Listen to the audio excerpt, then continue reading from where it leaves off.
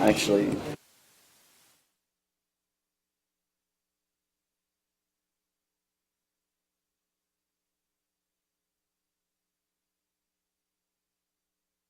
The 50D and my Lens is a 7300 or 7200, the 2.8 Yeah. with the autofocus and all that, Yeah. stabilization, yeah.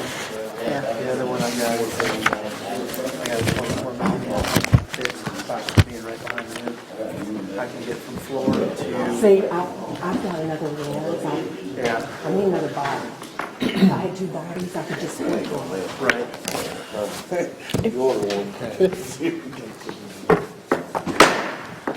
Okay, we're going to call the meeting of the Fairview City Municipal Planning Commission for January 8th to order. Don Lavorna will lead us in our prayer and pledge.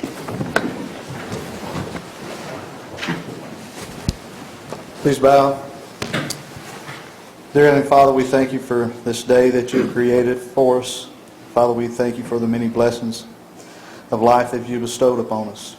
Father, we ask that you would guide these men and women as they partake of the city's business, Father, that their decisions would be in the best interest of the citizens of Fairview. Father, we ask these things in the name of your Son, Jesus Christ. Amen. Amen.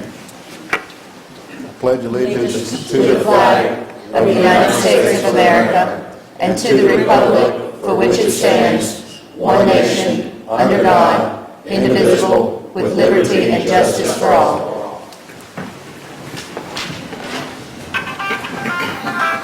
I apologize. Some kind of fine associated I'm with that. sorry. I was so excited about our new people, I forgot to turn my phone off. We have one citizen signed up for citizens' comment. I'm sorry, excuse me. We need to have the approval of the agenda. Motion for approval? We have one addition to the agenda, which is the discuss interaction for the information Donna's given us tonight on this Planning Commission 2013 Annual Work Program and the 2012 Annual Performance Report. What number will that be? The 8.5 on the Okay. new business. Donna, you want to defer A2?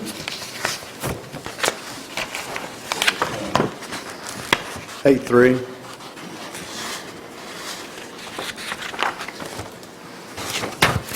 I'd like to forget that A2.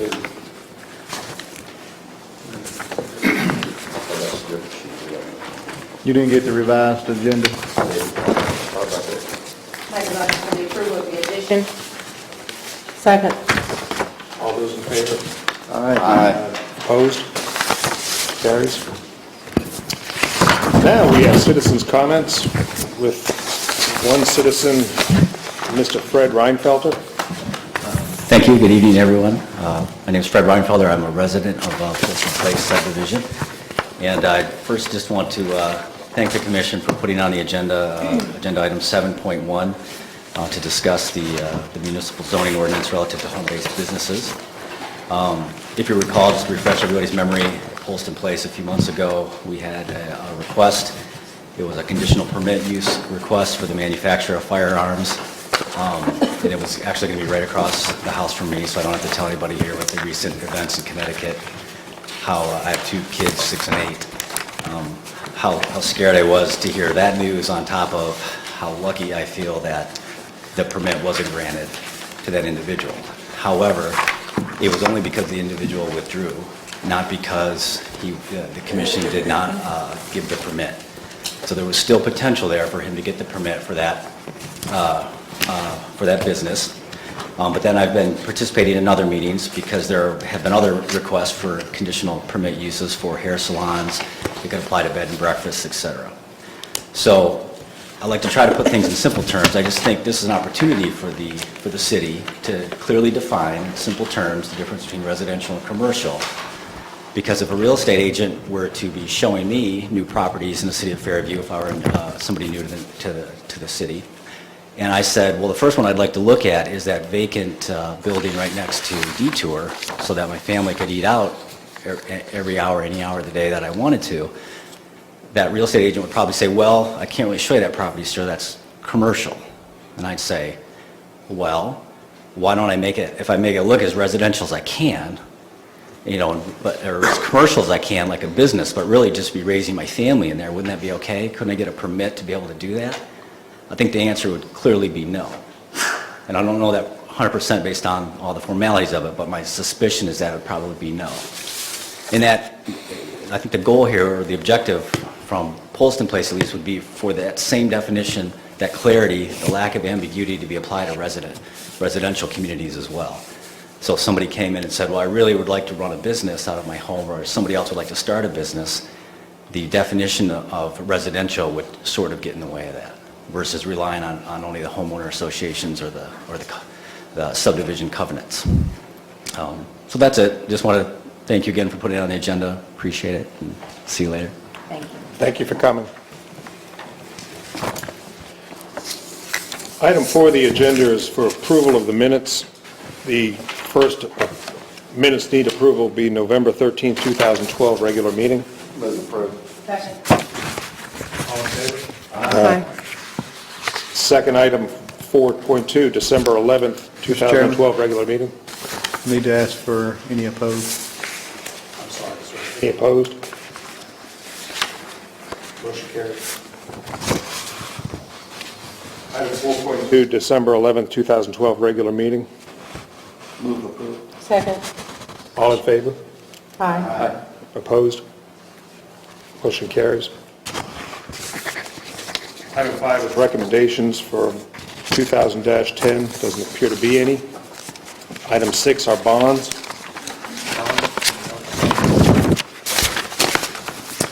6.1, Stable Acres, the developer has received his certified letter stating that was going to be on the agenda to discuss, that it would follow the normal procedures, that if it wasn't in place by the 24th, that this board would authorize the calling of that bond.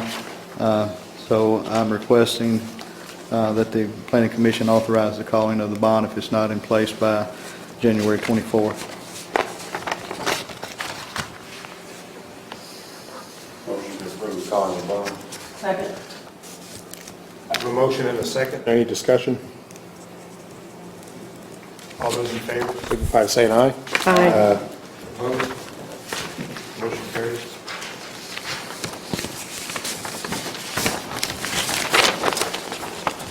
Under old business, item 7.1, discuss interaction on an ordinance to amend the Fairview Municipal Zoning Ordinance relative to home-based businesses.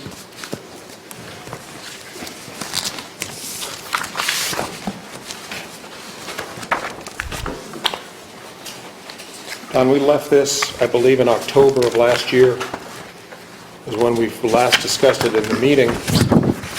Can you give us an idea where we were at that time and where we are now? This arose from the concerns from the residents of Polston Place, and we had looked through the zoning ordinance to decide how best, if the Planning Commission and the Board of Commissioners wanted to take out the accessory uses of minor home occupations and major home occupations, how best to do that. In Table 5-102A, it gives the uses that are can be for each zoning district. And in all of the residential districts, for minor home occupation, there appears a P in that table that says that minor home occupations are permitted in all residential zoning districts. And in all of the residential districts, major home occupations require that you get a conditional use permit from the Board of Zoning Appeals to be able to conduct the business as a major home occupation. you can go about it two different ways, or several different ways. You can make a recommendation to the Board of Commissioners not to do anything with it, leave it as it is. If your wishes are to remove the major home occupations from being allowed in subdivisions, then in Table 5-102A, all you would do would take the C out of the column for major home occupations and leave it blank. Then it would mean that it was not permissible at all. And if you want to go as far as taking the minor home occupations out of being able to be a use in a residential area, then you just take the P's out of the columns beside minor home occupations, then it would not be permissible either. So this board can either make a recommendation to the Board of Commissioners not to change the ordinance, make a recommendation to change the ordinance to only disallow major home occupations, or they can make a recommendation to disallow both major and minor home occupations to the Board of Commissioners. Could you summarize the difference between major and minor for the record? Major home occupations are occupations that may have potential adverse effects on the neighborhood, that the reason why they have to get a conditional permit is because the Board of Zoning Appeals can put different conditions upon the approval of that they have to comply with to be able to run that business. Such as if the Board of Zoning Appeals feels that they don't have enough parking, then they could tell them that you're only allowed to take the salon issue, the in-home salons. They could ask that the business owner only take their appointments 2 or 3 hours apart. That way you're not having back-to-back people come in and having cars parked in the driveway at all times. You'd only have one customer at a time. That could be a condition of their approval. So a major home occupation lends to have the opportunity to have more adverse effects than minor home occupations. Minor home occupations are usually just home offices, things of that nature. Major home occupations include construction companies where could be the potential of parking heavy equipment, but even in the ordinance it says it has to be in the back of the residence, and it can't be seen from the street and things of that nature, because even in a major home occupation, you still cannot let your residence look or have a look of a commercial business. It still has to retain its residential character. Would it be appropriate to disallow major home occupations in subdivisions only? If the person has, say, an acre or more of property, that would be a different consideration? I think you would be better off if you was going to disallow major home occupations to disallow it across the board, because then you're leaving yourself open to not allowing every potential homeowner to have the same abilities to use their properties the same way. Larry? Subdivisions. I think he's correct. I mean, you can put most of the kind of restriction on there that you want, but then somebody says, well, I've got 99 hundredths of an acre. What's the difference in 1/100th of an acre? You don't, if you allow it or you don't allow it, it's an open and shut question. When you get into saying, okay, we'll allow some people to have them and some not, your criteria has to be objective, and the size of the lot certainly would be one of the things you'd look at, but it's certainly inviting more problems than you do if you say we allow it or we don't allow it. Now, one of the things I would like to point out to you is if someone comes in and they can't convince the Board of Zoning Appeals that they can run this business without and still look residential, they don't have to grant that that permit. At the same time, if they do, and I abuse that permit, they can revoke it. It's not something that's, once I get it, that I keep forever. I can go out there and do what I want because I got a permit. But I agree. Can you recommend that? Yes. Can the board enact it? Yes. But as far as enforcement, I would like to, I mean, it would be a lot cleaner if you either allow it or you don't allow it. Okay, just for example, someone has 20 acres, they have a barn, they board horses, they train people on how to ride the horses. That would be considered a major home occupation, correct? According to our zoning ordinance that we have in place now, you cannot board commercially at all in a residential area. So it would have to You be a can have commercial area? horses- You could have horses and keep horses, but you cannot board them for profit in a residential area. So it would have to be a commercial area? It would, I would have to look in the zoning ordinance. It may be permissible in an AR zone, agriculture, but in a residential area, it wouldn't be allowed. Although an AR is considered agricultural residential, but it still has an agricultural aspect to it as well. I don't know why this depends on the interpretation of the ordinances by you. A lot of it is interpretation by me, and if people disagree with my interpretation, then they have the right to go to the Board of Zoning Appeals to get an interpretation. But far as the major home occupations and the conditional use permits, the conditional use permits are only good for 2 years.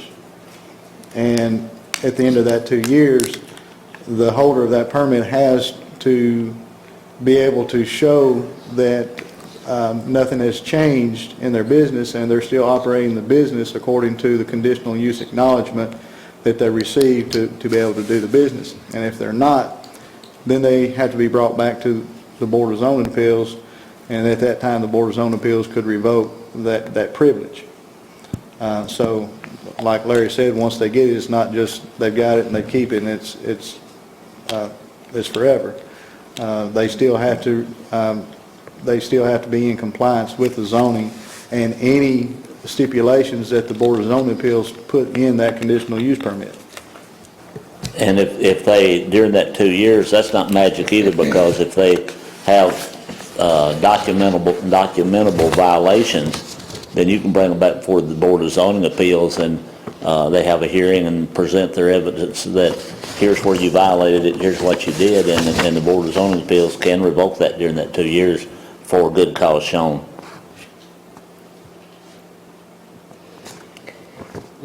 Is this something that we should discuss in a workshop rather than to try to come to a conclusion here this evening? I asked that question. Didn't we have a workshop, or was it about the signs only? It was only the It was just the signs. signs only. I mean, it's up to this board. You can call a workshop, or you can set up a committee to do a study on it and then bring it back to the full planning commission. I think all the planning commissioners ought to be a part of it. I think a workshop's good. So this ordinance that we're looking at here takes away major and minor home occupations from all of Totally. those zoning that's Yes, ma'am. related in the table. Yes, ma'am. All residential zoning Current districts. home-based businesses Huh? excluded. Current home-based businesses excluded. Yeah, current home-based businesses that exist would be grandfathered. Even Unless after the it's, review? Yes. Yes. After the 2-year review, they can still continue if they're as complying? long as they're still in compliance. Unless they stop for unless they discontinue it for 30 months. So that's like forever. What are you seeing in the request? Give us some guidelines. In the last 2 months, you've had 100, you've had 1. What kind of guidelines can you give us of what really is people asking for? What really are? We have seen a spike in home salons. We've probably had 5 this year, which is typically maybe one every 3 or 4 years we might have one, but this year we've had 5 salons. We've had 3 come before the Board of Zone Appeals for the sale of handguns. One was approved, and I believe the other 2 were denied. And would all of those be considered major or minor? Those are all major home occupations. Major. And we have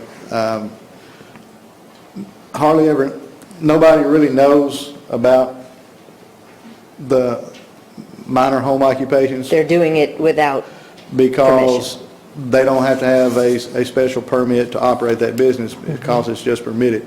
So when they come in and just want to do an office, John just goes out there, does an inspection, makes sure the house doesn't look like a commercial business, signs off on the certificate of occupancy, and they operate, and typically nobody knows that they're ever actually operating a business unless you're neighbors with one another and you know your neighbors doing business. Most people in the subdivision do not know that there's actually other home-based businesses in the neighborhood. Poston Place, the only reason why the community knew that they were going to be doing the business was because we had to put the sign up in the yard advertising the meeting of the Board of Zoning Appeals. There are other home-based businesses in Poston Place that nobody knows about because they didn't have to have a special permit to conduct it. So in the verbiage, we could even through workshop discuss what would be, what do you call it? You could actually name Yes, name specific. specific home-based businesses that would not be allowed. Whether it be major or minor, they can be specific and then we can discuss whether major, minor, or if there's any combination of. I think that would be very valuable. In the ordinance, it talks about minor home occupations. Then it gives a list of other home occupations that are considered major. So then it goes to the major occupation section that says you've got to have the conditional use permit to operate those types of businesses.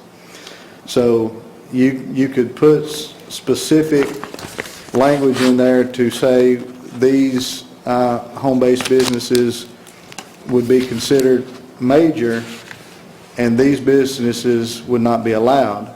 Right. And do away with all of those major home occupations, but still allow the minor home The occupations. document you're speaking of, where would that be found for review? It's Article 5, excuse me, it's Article 3. I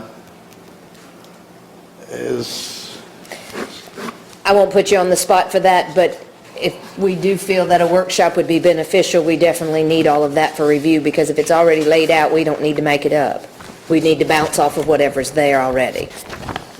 And I know I've read that before, but I don't know it by heart. That it talks about the uses is Article 3, but this ordinance that we're looking at is Article 5, which is the residential section. Right. That actually holds the table and was permitted in the uses. We were to throw out the major, just eliminate whatever we decide is major, or whatever, because they still have right to go before the Board of Zoning Appeals to reapply them, correct? If you put in the ordinance that major home occupations are not allowed, or you take out the C from that table and leave it blank, then they are not permitted. And when someone comes into my office to apply for that type of business, I will tell them that it's not allowed and it's not permissible. And at that point, I don't even think that they would they have a route of an appeal of my decision, and it would be to the Board of Zoning Appeals, but I don't know that they could give them a variance of any kind. They'd be going against an ordinance at that point. Because it's not allowed. Right. They couldn't give them a variance on those. The ones that are already there would be grandfathered. And My concern is that we have 3 new board members here who've not had the opportunity to review this, and they're going to be voting just on what they've heard tonight. I don't think that's very fair. So I think that we should defer this to a workshop. I think. I'm sorry. Mr. Benson, I think initially made the motion, and I would second it. Mr. Benson has made a motion, and Ms. Anderson is second to defer this We might for... need him to state it or say whether he is. All right, I will make a motion that we, as the commissioners, planning commissioners, have a workshop to discuss this ordinance in detail. Article 5, the residential uses. And that way, our new planning commissioners will be a part of it, and they'll know from the groundwork up what we're doing. Second. In discussion, would that be before our February meeting, or does it need to be done any quicker than that? You want to get it approved, and then we can set a time? I would just say, okay. Do we have any further discussion on the motion? All those in favor signify by saying aye. Aye. Opposed? Do we have a date that we can Date, put Pat. together that? Because the people at Polston Place have been very patient with this city. We've been talking about this for a number of months. I'd like to get this started so that we have some clear indication of where we are going with it, so we're not behind the 8 ball later on. And I would like to say, I'm not trying to stall the issue, but these 3 members have not even had a chance to review it. February's meeting will be February the 12th. You can set up a workshop an hour and a half prior to. Does anyone have major conflicts on February meeting at 5:30? It's been my experience that an hour and a half works better than an hour on some of these. I think that would be better. So if we could meet at 5:30?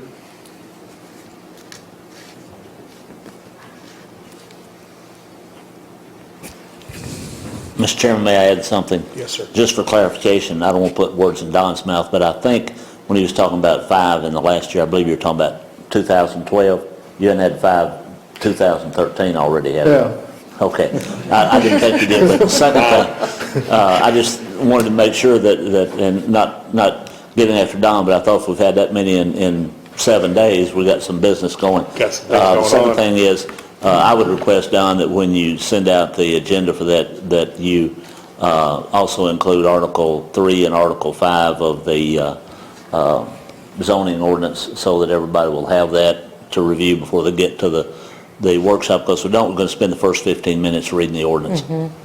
Yes, and if you could prepare for that, board members, so we will not have to spend a lot of time in review. Another thing I would like to encourage, not only to the new but to the full board, is everyone here knows home business, some home-based businesses. Everyone knows here someone who either has involvement in business or something, and I would encourage you to speak to the public and get as much information as possible, because you may be sharing something that is a very strong consideration, and if we don't take that next 30 days to maybe say, well, we want to ask people questions, we may even ask for, citizens' input or something. I know that opens a can, but we definitely want to hear what the citizens say about it, because I think there's a gray line here that we're trying to do the best for the citizens, and if it's looked at that way, I believe we'll find a happy medium, because we are entrepreneurs and we want to encourage that.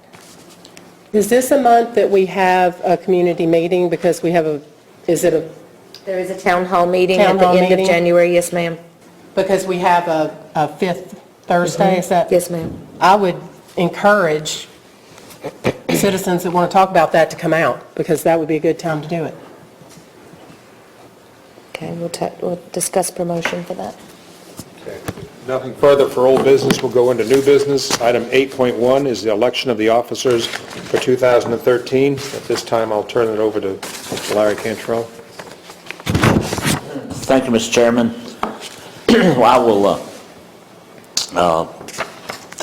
accept the floor for the election of the president, and then the chairman of the commission, and then he or she can have floor for the remainder of the officers to be elected. The floor is now open for nominations for chairman of the planning commission. I would like to nominate Mike Smith for chairman. The floor recognizes the nomination of Mike Smith for chairman. Other nominations? Anyone? The chair would then entertain a motion to elect Mr. Mike Smith as chairman of the planning commission by acclamation. You want an aye? Pardon? Are we voting? If there's no other nominations, then I would take a motion to elect Mr. Smith by acclamation. I make a motion to nominate Mike Smith by acclamation. Elect Mr. Smith by acclamation. I make a motion to elect Mr. Smith by acclamation. Chair has a motion to elect Mike Smith as chairman of the planning commission by acclamation. All those in favor? Oh, and I need a second. Motion's been made and seconded that Mike Smith be elected chairman of the planning commission by acclamation. All those in favor, let it be known by saying aye. Aye. Any opposed? Mr. Smith, you're a chairman of the planning commission. Congratulations. Our conciliatory comments, whichever is appropriate. You are now the chairman. Lasted 2.5 seconds. I yield the floor to Mr. Smith. I will have to say this. I heard on the way in, it says Mike will be acting chairman. Do you think he'll be elected as chairman? And then the issue was raised, says, reckon he'll resign tonight. So I yield the floor to Mr. Smith. Thank you. At this time, we need to make nominations for vice chairman of the planning commission. I nominate Mr. Bob Benson for vice chairman. Are there any other nominations? We have a second, or at this time, do we Make a motion. make a I make a motion motion for to nominate the Mr. election? Benson vice chairman. Discussion. All those in favor, signify by saying aye. Aye. Opposed? Motion carries. Congratulations, sir. Next up, we have secretary of the planning commission. Do we have any? Make a motion, Ms. Lisa Anderson be first secretary of the board. Any other nominations? Second the nomination. All those in favor signify by saying aye. Aye. Opposed? I believe finally is our second secretary. That'll be our last one. We have a motion for anyone? I nominate Mr. Matt Beata, second secretary. I will second that. Any discussion? All those in favor signify by saying aye. Aye. Opposed? Very good.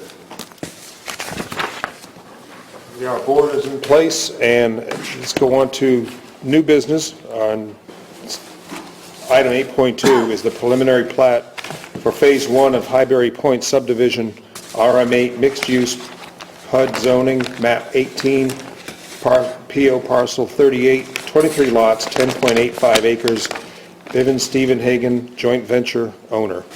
We have a representative for the property here. Yes, sir. I'm John Wall with the Wall and Associates, civil engineer.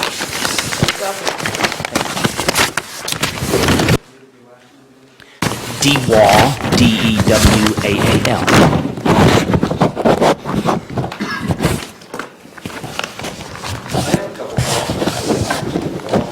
Yes, sir. I realize this is the preliminary plat for Phase 1, and it's indicated there are 23 lots in Phase 1, and there's a total of 101 lots in total. And you indicate Phase 2 on here with another 23 lots. You get to 101 lots. I believe there are 4 phases on the overall HUD plan that was approved back in '08. That's correct. There's Phase 1, Phase 2, Phase 3, and Phase 4 to get to the 101 lots.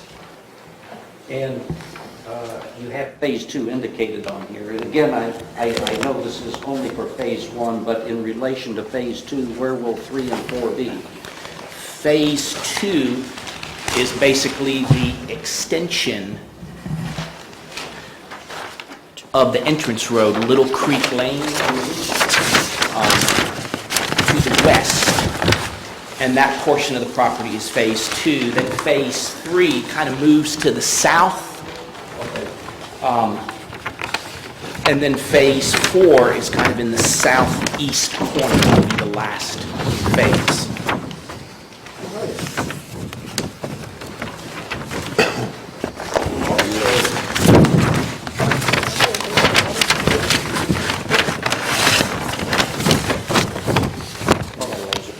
Okay.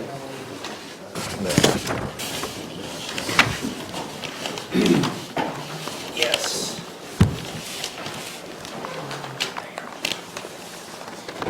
You also indicate that there will be improved recreational areas, mini parks and things of that sort. Yes. And that the homeowners are responsible to maintain these properties. And I see right off of Phase 1, there is what is classified as an open space. Is that the first recreational area? That is the first recreational area. That area is an open play area, meaning it doesn't have equipment. The improved play area with a playground is down in Phase 3, kind of in the triangular portion of open space at the lower portion of the project. That little triangle has a playground, and that's where the open space proposed for playground area is located. That's where the playground equipment will be. And then access to this first open space is off of Little Creek Lane, I guess. Correct, right in here. Yes, okay. All right.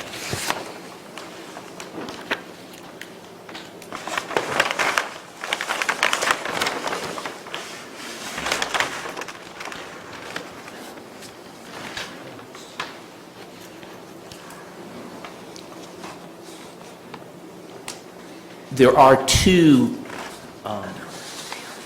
issues that we would need I believe a variance, is that the right word, with this preliminary, that we discussed with Mike and staff at our pre-meeting. One of them is the 612 curb, which was the requirement of the city of Fairview when we began the project and started our design for Phase 1. The second area is a technical issue involving the SAG vertical curves that I talked to your engineering, consulting engineer about. The original plan had SAG curves that met the subdivision regulations, but not an AASHTO standard. And the way your rules read, it kind of has 2 different standards for the SAG curves, and we're asking that the way it was originally submitted with SAG curves just meeting a site distance rather than the AASHTO number be allowed, since that's what was approved originally. And then the 612 curb, I know Mike is very familiar with that, and I don't know if you want to say something about that. During the staff review, it came up, this is a situation that we're going to see more of as the economy comes back. These were approved before 2009. We had a certain specification in place that the city was using, and in this particular instance, it was what they call a 612 curb. They used those in Kyle's Creek when we did the top coating. We had the top coating issue over there. Those are 612 curbs, and we let that go if they could build it under the old specification, or if they had to, they didn't want to do that, they'd have to build it under the new specification. The new specification is what they call a 630 curb. It's larger and it's more expensive to build. Because we are in this transition period of subdivisions that previously were approved into where we are in 2013, I wanted to be clear with the board that the 612 is on the plans and that it had been approved. But if we're going to approve it again tonight, we need to continue that 612 under this subdivision only, or as subdivisions come up that have been previously approved. I personally feel that if we penalize people who have been here before to come in and try to bring it up to our new specifications, you know, that they've already had a recommendation approved once. Okay, let me point out, and correct me if I'm wrong, what's in Cowles Creek is an extruded curb. And in there, the 612 is the intermediate before the 630, am I correct? The 612, well, to go And there's a back, reason why I want to point that out. when I first was hired, and I went through our typical road sections in our subdivision regulations, we never had a typical road section that permitted extruded curb. All the way back to 86, we had typical road sections that required 612 curb and gutter. So when I was hired and developers started coming in wanting subdivisions approved, I told them that, you know, you're going to have to provide us with 612 curb and gutter because that's a typical road section that's approved in the subdivision regulations. And that we never really had a road section that allowed the extruded curb. So the 612 is what we were getting up until 2008-9 when we changed it from the 612 to the 630.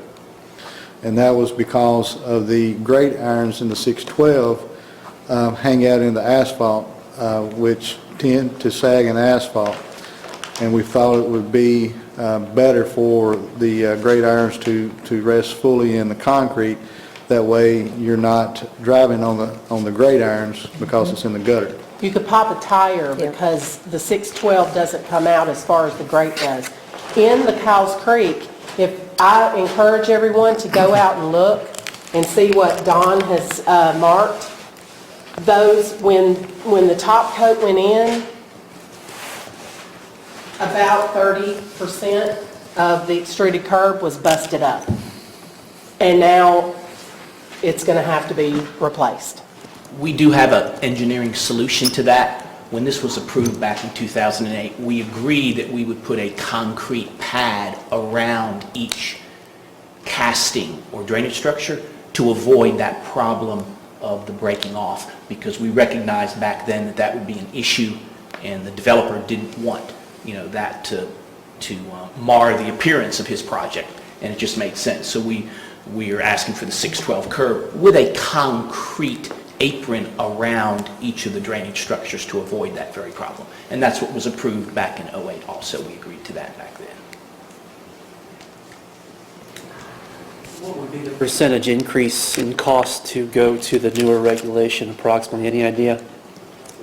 We talked about that early on, Fred. I know you had a number. It was a lot more expensive for the 630 than the 612. This is Fred Stevenhagen, the developer of Hybrid Home.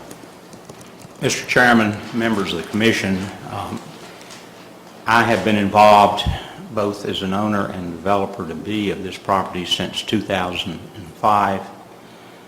We came in good faith to your city for the purpose of coming over and building a development that we, in our opinion, would be equal to or superior to anything that has been built here. We have been developing since the late 70s. I've lived in this county for 35 years and developed for 30 years. The smaller curb that we are requesting, as it was approved when we came through this commission some years ago, is not an extruded curb. They use a machine that extrudes it, but it's a post curb.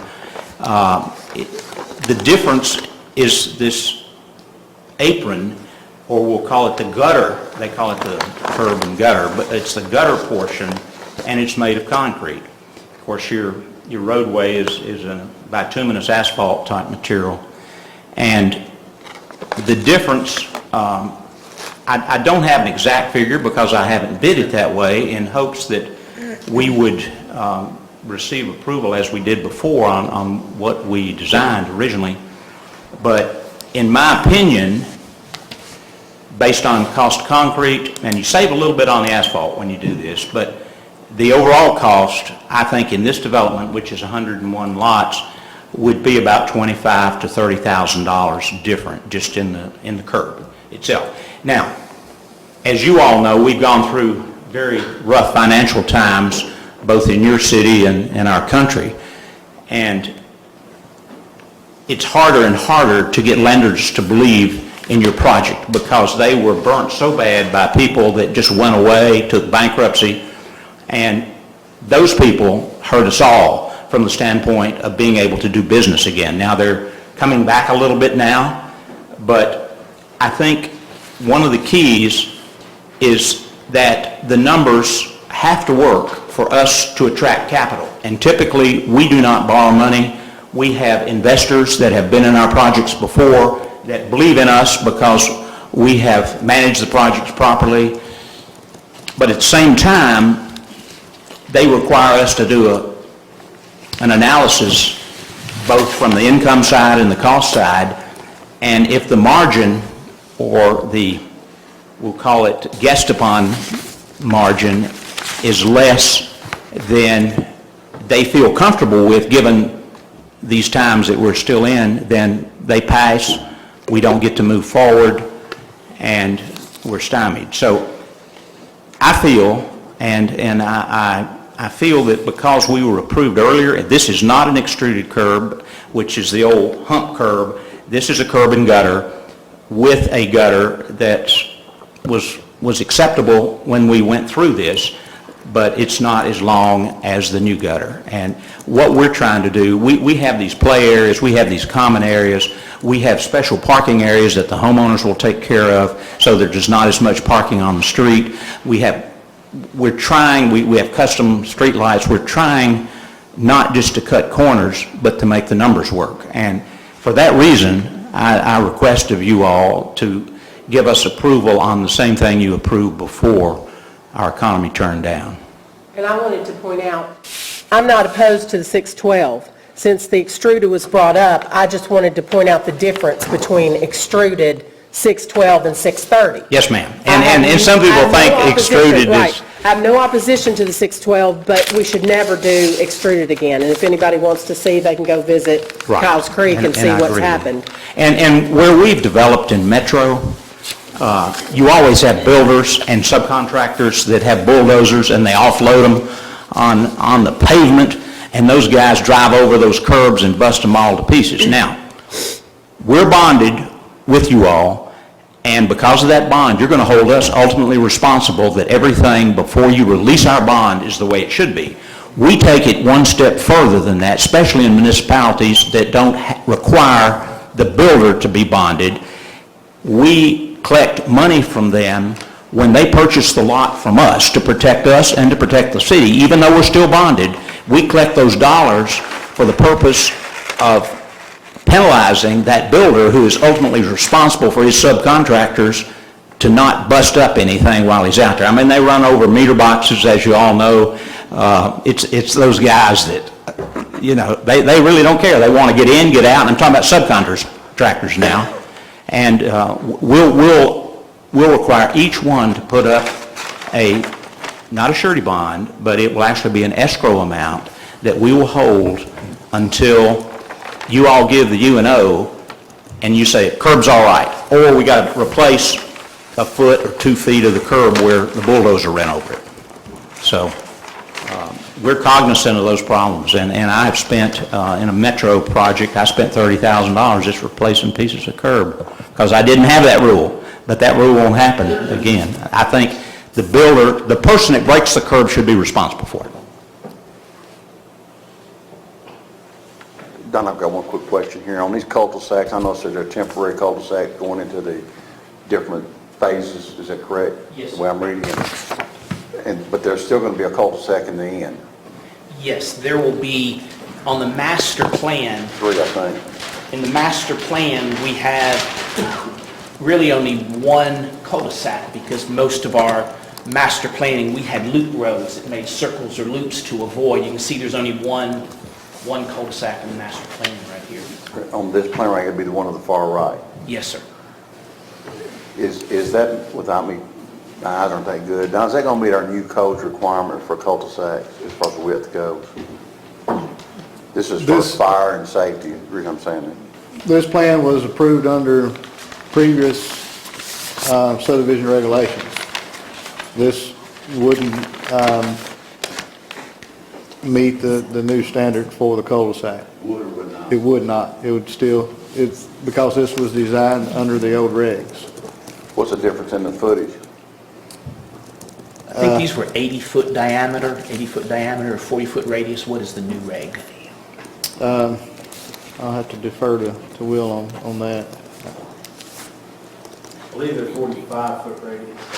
Okay, so I think that's so. only 90-foot or a 5-foot additional radius. Right, and this, Which would the not reason be a is big deal. because of difference in fire equipment and things of that nature, to be able to make that turn down there. You don't have any problem.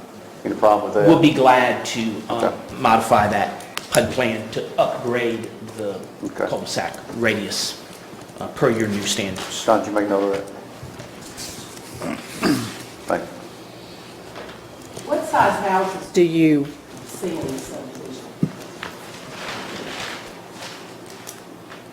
I know the lot size is typically a 90 by 60 on the lot size.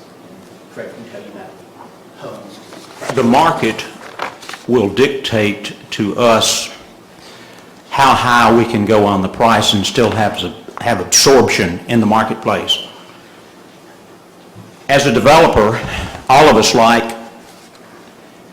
to have higher priced homes because typically there is a ratio between what our lots are worth and what the finished product, the house and the lot, is worth. And that's about a 20% ratio in our marketplace today. Now, that may change as the market improves, but that's the way it's been for about 20 years. It's a 5-to-1. So if you got a $40,000 lot, your lot and home is $200,000.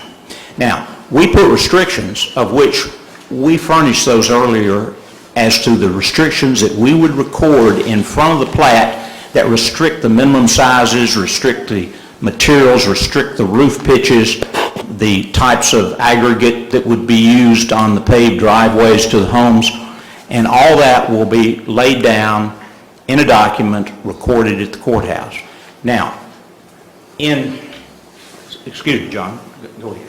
I was going to say, the PUD was approved originally and now with a minimum area of 1,250 square foot, exclusive, not including garages. So it's 1,250 minimum, and the hope is the homes would be larger, of course, to appeal to a larger market. And I'll address that. It is important that we always have a minimum.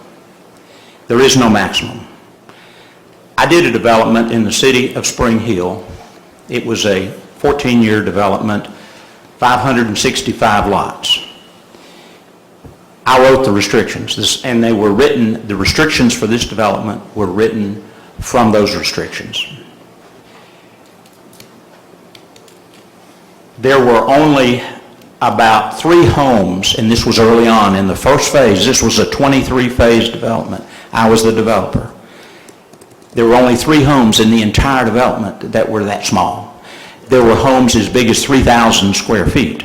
But what happened, the market As the market changed, the builder knew he could build a bigger house, quality the same in the small ones and the big ones as far as roof pitches and all that. But he built a bigger house because I was charging him the same amount for the lot, and he improved his profit margin, sold more units, and continued to build with us. So we are not builders, we are developers.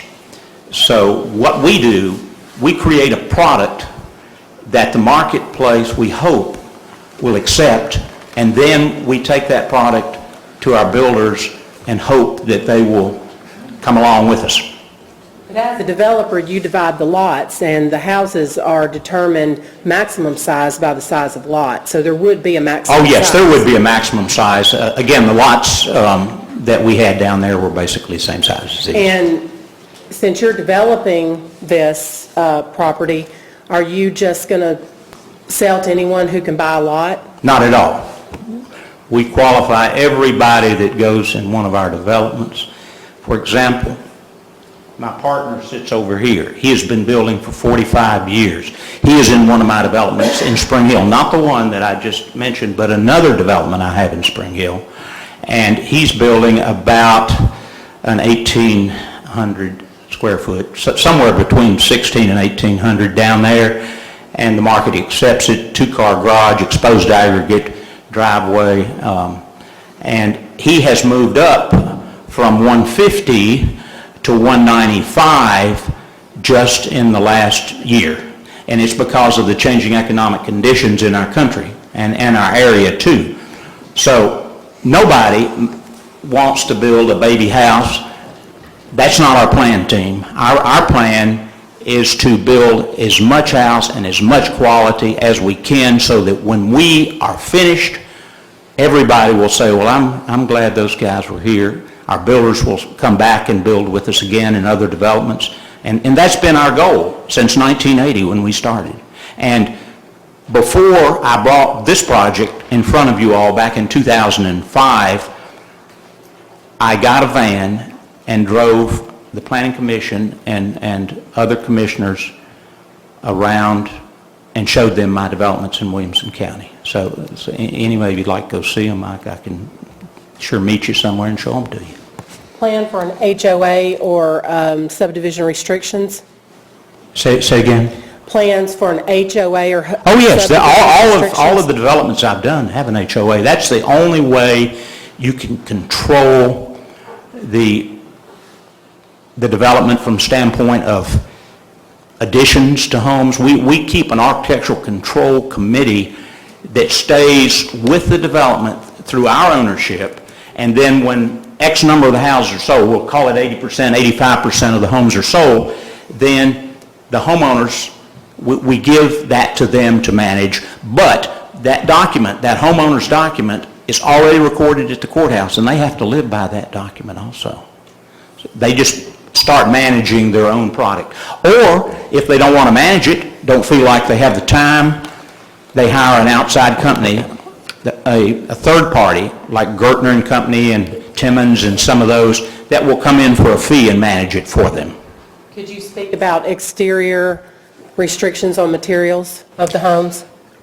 We typically, on our homes, you will see the face of the home will be brick, and there will be brick on some of the sides, but there will also be vinyl on the sides too. But let me say this, all of the homes that I've ever been involved with in any of my developments have a full masonry foundation. Now, I'm not talking about stuccoed block, I'm talking about brick. So they're brick all the way around, and they're raised, typically they're raised, they're not on slab. You know, a lot of people build slab homes and they're flat on the ground. I like crawl space. Not to say that I wouldn't accept a slab, but the slab has to be a raised slab so the house doesn't look squatty and on the ground. We want the architectural appeal of the development to be part of what helps sell the product and creates a demand for the product in your city. Could you share some of the names of the subdivisions in Spring Hill, please? Yes, Wingate Estates it's on Duplex Road. That's the 568 lot development. The one that we currently, and that's sold out, basically. We had 2 lots left before the economy turned down, and those were the kind of what we call the dog lots, and we'll sell them this year as the economy gets better. But the other one is on Kedron Road in the city of Spring Hill, and it's called Goff View Estates. And that's where we're currently under construction right now, and this man is my primary builder back here. He is not a part of the development, he's just a builder that buys lots from me. In Franklin, Sturbridge Point on Highway 96, Cross Creek on Highway 96 East, in Brentwood, Liberty Downs, in Murray County, a development called Beach Bend, and I've developed also in Davidson County 2 major developments, one called Summit Oaks on Old Hickory Boulevard, another one called Still Spring Hollow on Hicks Road. Those are all my developments. The gentleman, your major builder back there, will he be buying lots here and building? Yes, I hope so, if he thinks that the market is there. And I'm trying to convince him of that, team. Got any bearing on what we're talking about here? I had a reason for asking that, Okay. just bear with me. Okay. Yes, and he would love to be there and let us show you all what a real house is. I mean, this guy, he built, this man right here has built $4 million houses. He's built $2 million houses, parades of homes, all that. But the market for those homes is not there anymore. So I had to go out and convince him that, come on, let's build some smaller homes because of the economy. And he did that in this development I have, and he's got it going, and it's moving properly. And everybody is liking it in the price range, better than any development in Spring Hill. Well, we have a wonderful city here, and anybody would be privileged to be able to build here. So I understand. And, you know, that's the reason we came in 2005 and the reason we're still here. We haven't made as much money as we'd like to in the last 4 or 5 years, but we're still alive and didn't take bankruptcy, and we're trying to move forward. You mentioned the covenant restrictions or the subdivision restrictions that you had. Are those something that we have as a city reviewed, or? Well, You will be reviewing them prior to any final plat. Detailed restrictive covenant and homeowner association documents shall be provided to the city prior to the submittal of any final plat so that you can review them with your city. Okay. And they were submitted earlier. I mean, they weren't approved, or I was requested to bring a copy of what I anticipated, and they're in a file somewhere. Okay, I knew that. Even my file somewhere. Okay. My other question to that is, what check and balance does the city have in place? Because we've had several subdivisions that had wonderful presentations, and as we look around, they've not finished out that way and actually have went into a negative. And I'm questioning, what do we have in place that the city can hold responsible the subdivision? Is there anything that can be done? And I use example of Brandenburg. That was a wonderful presentation, and the subdivision is not what was presented and approved. The secondary is the Stable Acres subdivision that was presented in the Equine, and it was not built out necessarily that way. So I ask that because it's happened in the past. Well, the Stable Acres actually came back and amended their PUD plan to take away the equestrian. Okay. All of that was done because it was a planned unit development. The other subdivisions you're referring to, their restrictive covenants are not enforced by the city. It's enforced by the property owners. Well, at the time that Brandenburg was sold to Habitat, the property owner was the developer. So the city could not say that he couldn't sell his property, and once Habitat purchases property, they could put whatever restrictions on the subdivision they wanted to, because they were sole owners of all the properties in there. So we have no authority after the subdivision is approved, whether it begins to be something different or not? I mean, we speak about square footage. It still has to come before the board, any change to the PUD. And Because it's a PUD. there is a development agreement that they work with the city on in terms of subdivisions. And that subdivision, that developer's agreement usually is pretty airtight. Well, that's only for construction of the infrastructure that goes into place, not the construction of the homes that are built. Usually that's dictated by the restricted covenants. Within the subdivision regulations. No, restricted covenants are between the homeowner or the landowner, and in the beginning, it would be the developer that would enforce those because he is in control of the land of the development. As homeowners buy the properties and they become the majority of the landowners, then the responsibility falls to them to enforce the restricted covenants. Unless they've got a homeowners association, then the homeowners association becomes the person that enforces the restricted covenants. And that shows up on the final plat. Yes. So we will have an opportunity to see that before Oh, we yes, go into. it's in the file. I've already written it. Don't have a copy with me, but it's in the file, and it's very, For tonight, what we're trying to do is to get a preliminary plat approved for them to get started. Don, just to help clarify for some of your people, and you tell me if I'm wrong, now, once that is turned over to the homeowners from them, the HOA and the covenant is strictly a civil matter, and we have no control over it other than you denying it so that you wouldn't be a part of a violation of the HOA. They can still come back in front of another board or somewhere, actually would go to Chancery Court, am I right, Larry? That would be between the property owners and the individual who's violating it. But to get back to something that was here, you can enforce and require, that's what the bonds are for, you bond the development of the subdivision or the development itself. Streets, sidewalks, curbs, this type of stuff. And when you had utilities, you bonded those. You have codes in place to alleviate such things as junk being left on lots, construction stuff, this type of thing. You cannot bond the development of those houses. You run strictly straight in the face of the Fair Housing Act. So you can't get into that. But you have codes in place. If I'm a developer, and I'm not going to say about this soon, but if I'm a developer and I get finished and I leave a bunch of junk on a lot that hadn't sold yet, I'd junk a truck and a couple of tractors that broke down in the middle of this. We have codes to deal with that. We can have that removed. But we cannot bond that development, and as to what type of stuff, we have restrictions about materials that can be used and this type of stuff, but we can't require him to build X number of square feet and this kind of thing because that violates the Fair Housing Act. and let me say something also.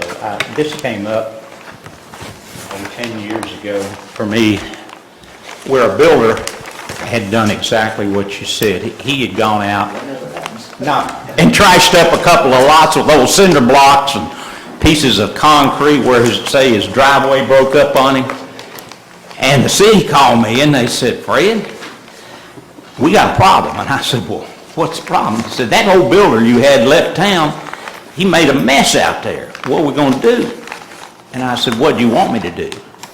He said, "Well, I can not issue any new building permits until you clean it up." And I said, "Well, I know you have that authority."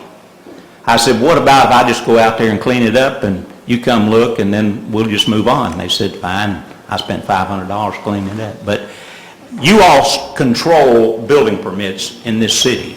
And if you say I'm messing up or something's wrong, you call me, I'll get it fixed, even if I have to pay for it. Because you can restrict building permits, which restricts my ability to do business, and that hurts my profitability.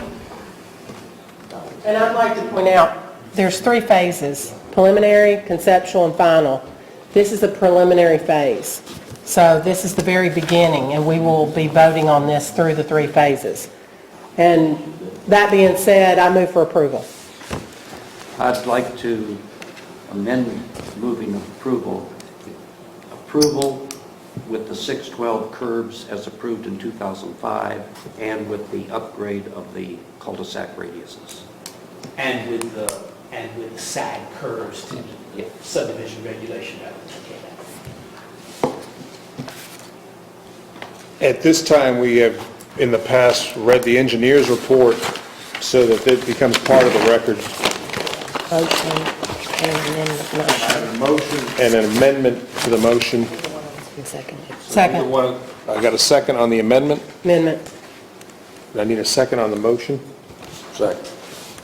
Now we have discussion. At this time, item 8.2 is preliminary plat for Phase 1 of Highbury Point subdivision RM8 mixed-use PUD zoning, map 18, parcel 38, 23 lots, 10.85 acres, Viv and Stephen Hagan, joint venture owner. The engineer's report states, number 1, all storm pipe under roadways shall be reinforced concrete pipe. Number 2, complete and update drainage calculations must be submitted with construction plans. Number 3, for clarification, maintenance and repairs of all stormwater detention areas will be the responsibility of the homeowners association. Number 4 is temporary cul-de-sac shall have a minimum crushed stone radius of 40 feet. Number 5, the responsible party for the maintenance and repair of the proposed on-street parking and landscape area on South Mill Lane shall be clearly indicated on the final plat.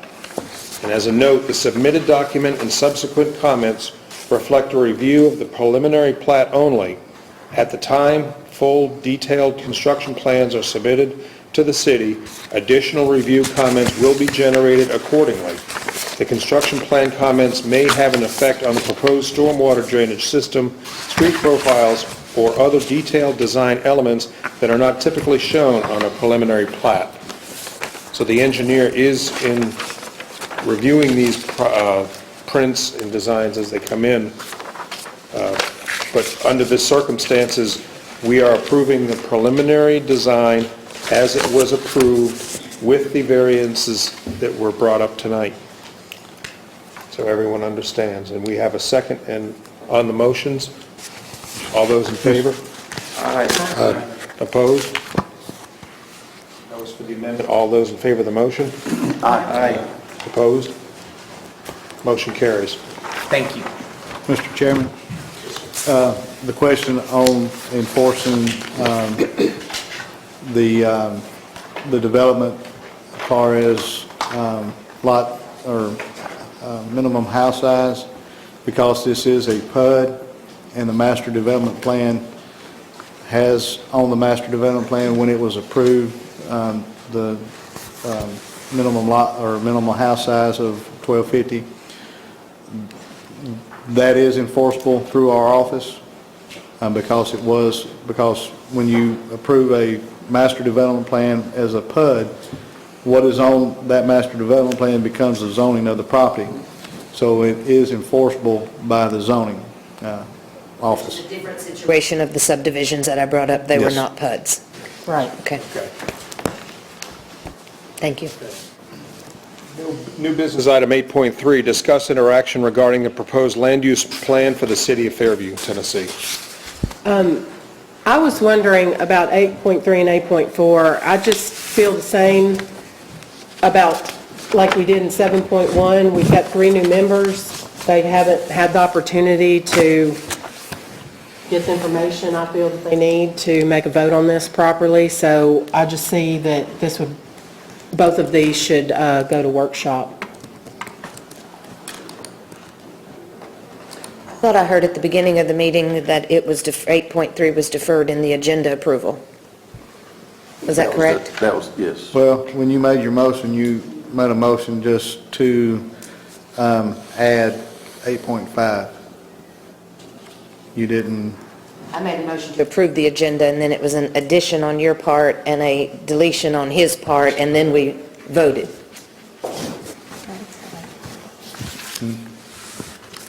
Because I marked it out. Omit, delete, defer.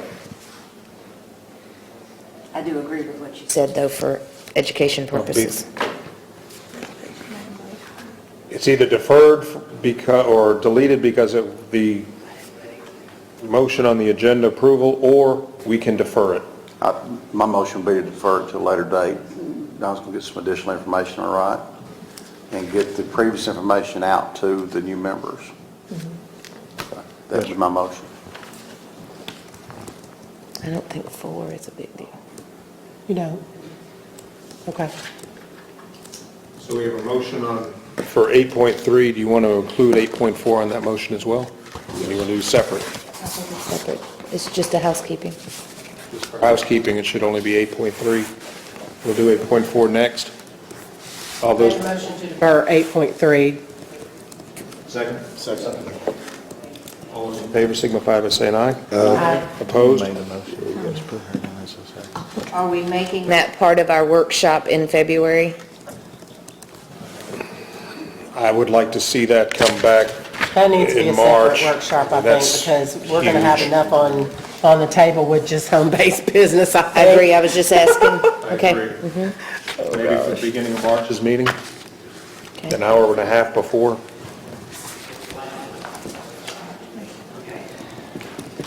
We're going to earn our stripes. Item 8.4, discuss interaction of the changes of the bylaws for the Planning Commission relative to the order of the agenda. What I understand, the order of the agenda was that this would be the deletion of the city manager's comments. Yes, sir. The city manager attends numerous boards. Comments are widely read and viewed. It's up to the board whether or not you want to approve or disapprove the elimination of this. Is that the only item being addressed in changing the bylaws? Yes, ma'am. Was that requested? Or where did that come up at? I had gotten an email from City Manager Hyatt asking us to take his comments off. He felt this was my meeting and that he would address his comments to the Board of Commissioners at the Board of Commissioners meetings. And of course, comments can be made at any time from anyone that is deemed part of the meeting or necessary, so I understand, I was just curious. And he thought that Mr. Hall had just asked for that to be added, and since Mr. Hall wasn't on the board anymore, he was just going to ask for that to be removed. He didn't know it had to be an amendment to the bylaws to do I that. make a motion for approval. Second. Any further discussion? All those in favor signify by saying aye. Aye. Opposed? Motion carries. Item 8.5 is discuss interaction for the, would we say approval or acceptance of the 2013 annual work program and 2012 annual performance report. Is this according to the law of what the Planning Commission has to do according, What's your background on this, Don? By law, I'm required to give a report to you all for the year performance, and then set out a work plan for the following year. And of course, on the first page, I bring up the 2013 annual work program. And one of the things that we are required by state law, because our Board of Commissioners have not opted out of the continuing education, each one of the Planning Commission members has to, and required by state law, to have 4 hours of continuing education every year. Covered probably in the first 3 months of this year. And those classes that you have to take has to be something in land use planning, zoning, floodplain management, transportation, community facilities, ethics, public utilities, wireless communication facilities, parliamentary procedure, public hearing procedure, land use law, natural resources, and agricultural land conservation, economic development, housing, public buildings, land subdivision, and powers and duties of the Planning Commission. And any other topic that this board would want the members to have continuing education in. But if it's anything outside of those topics, then this board has to approve whatever that class is. So if you, moving forward, if you want the workshop meetings that we have in studying the zoning ordinance, then you need to make a motion that your continuing education classes will be on the workshop meetings and studying the zoning ordinance or the subdivision regulations or whatever we're going to do. Or Will and I could have a 1-hour class prior to the planning commission meetings 4 consecutive months for an hour, and then we would present certificates to each one of the members at that time. State law requires that all members file their certificates with the chairman of the planning commission, and this has to be done on an annual basis. So the planning commission needs to go ahead and step forward and get the continuing education. It could become a case where the planning commission's decisions would be void if we do not get our continuing education. By state law, I've got to have 8 hours of education, which I probably have 20 or 30 hours every year.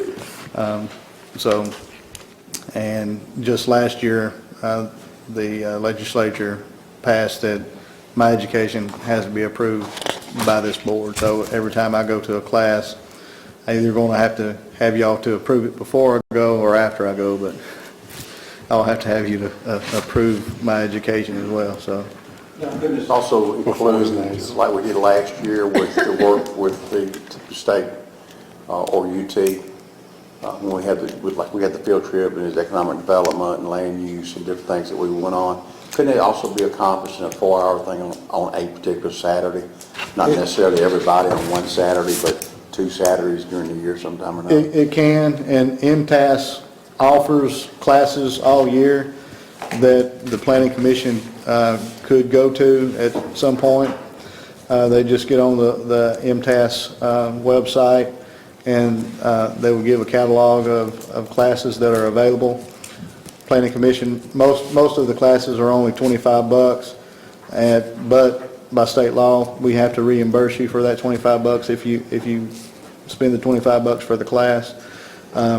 So you can do it individually yourselves, or we can do it collectively as a board and do it all at one time. But it's up to you all how you want to proceed with that. I really enjoyed what we did this past year. And that was with Bob Martin, and I made a note to ask Bob if he would supply certificates at this point. I guess we just have to get the roll who was present, and that might be a piece of it. Are you saying on this work program that we need to add workshops? Because you've got it where there's a whole lot of things listed that the workshop could be on. That's what the state law requires your classes to be in, your continuing educations to be in. If this board wants to approve something that's outside of those topics, then you can, but you have to approve it collectively as a board and say this is our continuing education and this is the class that we're going to go to. If it's outside of the realm of the topics that are listed here. These are pretty broad topics. Yes. But if we had a 2-hour workshop on housing, it wouldn't count? Yes, it would count because housing is in here. So if we had a 2-hour workshop on land use? It's in here. Okay. So, If we had a workshop on something that's not in here? yes. He would have to have it approved. Then you'd have to approve it. I'd like to make a motion that that's added to the list of things, because as we have these workshops, there is education there, and I think that's a value that we can include them. That doesn't mean we don't get more education. Do you disagree with that? No. Okay. No, I think it's in there. It's in there that we can have our own meeting. Our own workshop. We said we had to add it. Okay. Question, this is really officer. I didn't get to read this before, I'm Answer sorry. this. Didn't they pass a new law last year where the planning commissioners have to supply? Ethics board, I was going to bring that Ethics board up. form, just like the They have to- regular commissioner, they- and I don't think they're aware of that, are you? Isn't it the 31st of January? It's the 31st of January, and I've gotten online, and I've talked to Don not about it, it's not user-friendly. user-friendly, and No. it's not self-explanatory. I think it's 31st of January for incumbents, but if you're new, You it have- goes to March. You have 30 days after you're approved or elected to the board.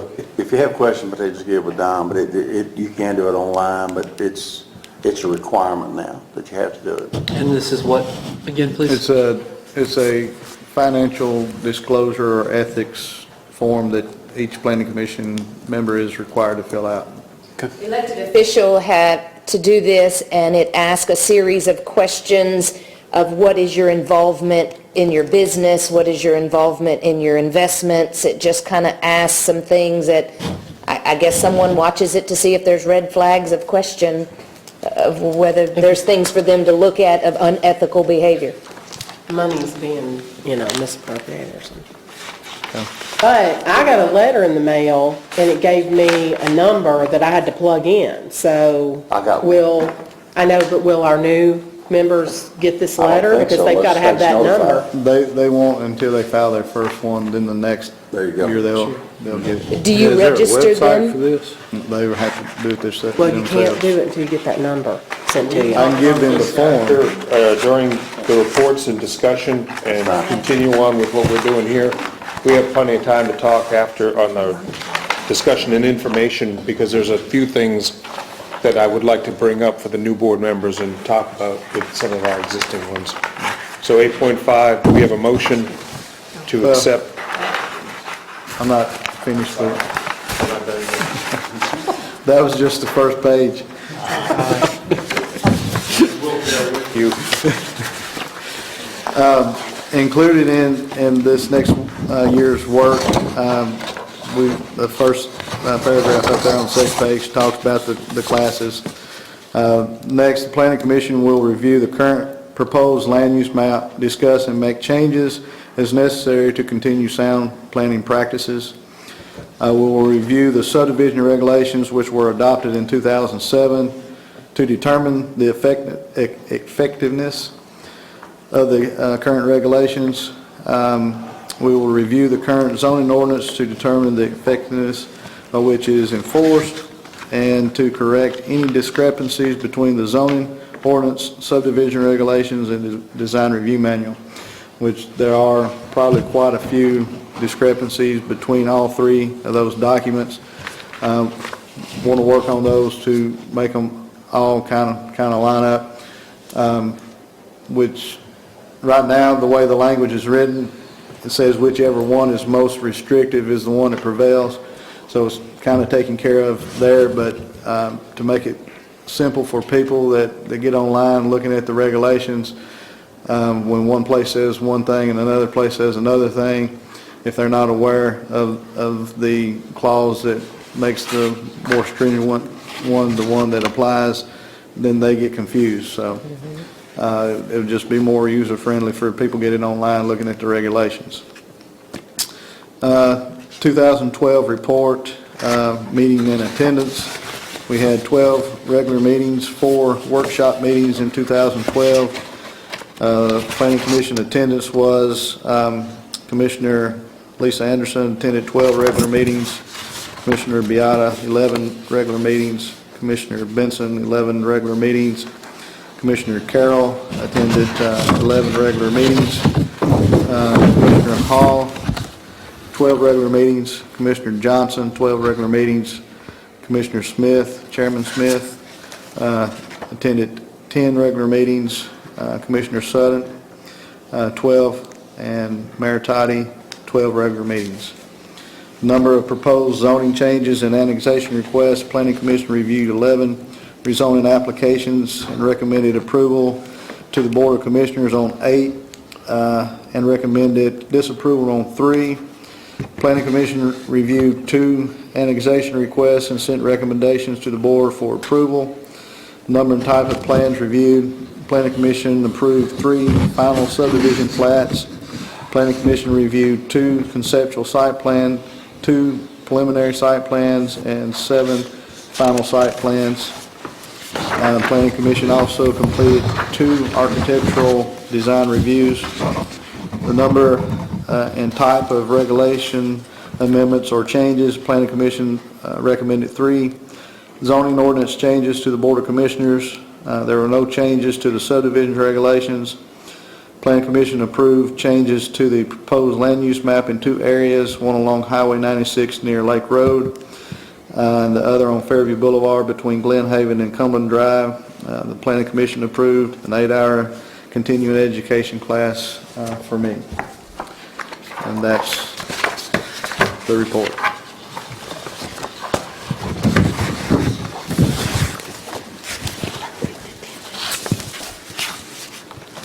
Do we have a motion to approve this report? Make a motion to approve the report. Does that include my workshops? You need, if you Is need that, to get a do I second, need to amend it? you need to get a second for your workshop. I want to amend the motion that it includes workshops that are brought to the Planning Commission As part of the continuing education. as part of continuing education. Okay, so we have a second on the amendment. All those in favor signify by saying aye. Aye. Opposed? Under the original motion, all those in favor signify by saying aye. Aye. Opposed? Motion's carried. Under reports and discussion information, 9.1 Planning Zone Code Department.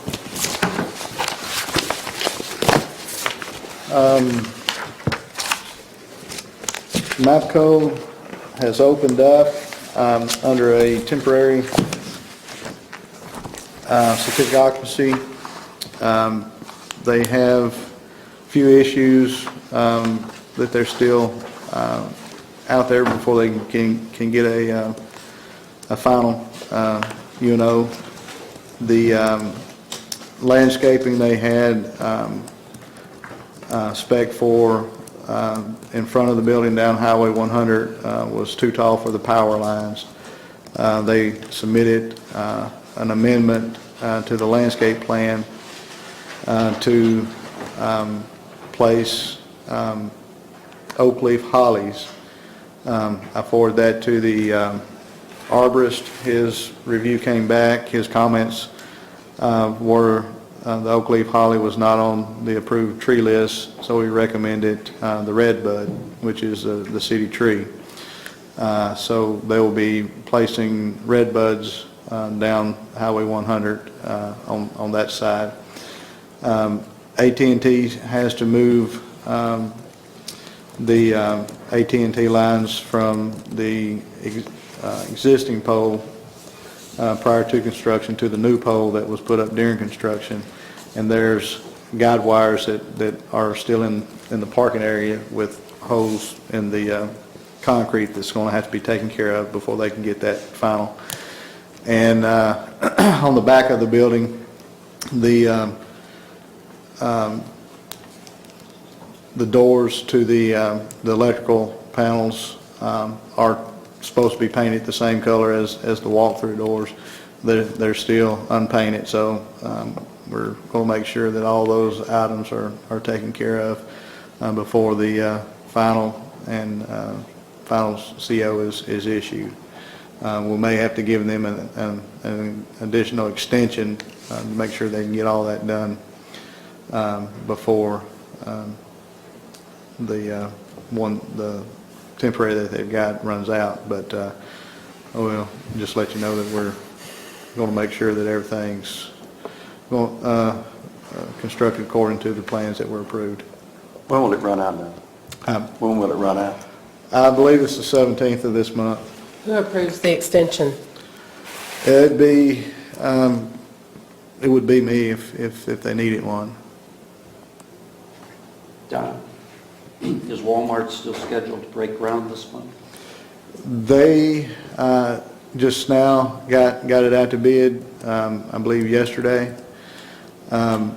We had a contractor come in last week wanting some information to be able to bid on the project. He said that their end date is still the same, but they're going to have to be rushed in the construction because of that, because they had planned on breaking ground this month, but it looks like it will probably be next month before they break ground. But the end date is still that they have to turn the building over to Walmart in September, the end of September, and they're looking at opening up the end of October.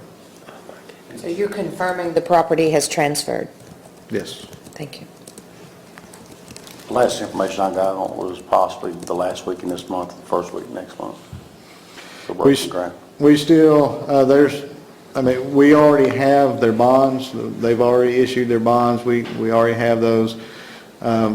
We haven't, we've prepared the site development agreement, but we don't have the signed documents back with us. And they will have to have a pre-construction meeting before they can start construction. They haven't called us and set up any of that yet, so I don't really know. But they can't start any construction until we have our pre-construction conference and that development agreement is signed in our hand. To backtrack just a little bit on MAPCO, are they aware that this, if this is not completed and is not approved, it will affect their beer permit and everything else goes along with it? They should. Okay. They knew that when they got their approval for their beer permit, it was based on them having Okay. the temporary CO. Okay. We're going to work with them. We don't want to go down there and close them down, but, short of that, we got to make sure the project is complete and according to the approved documents, so. Don, how are the out parcels of public coming along? Have they leased any more, do you know? The last I talked to the leasing agent, he's got a lot of people that's looking at them, but they don't have any contracts on them that I know of. There were some restaurant people looking at the Strip. There were a medical center that had looked at the Strip. Frozen yogurt shop had looked, and they had actually called into our office to find out what they had to do to submit plans to do the build-outs. But that's been several months ago, and we haven't heard anything back from those other than them just calling in wanting to know what they had to do to get their build-outs.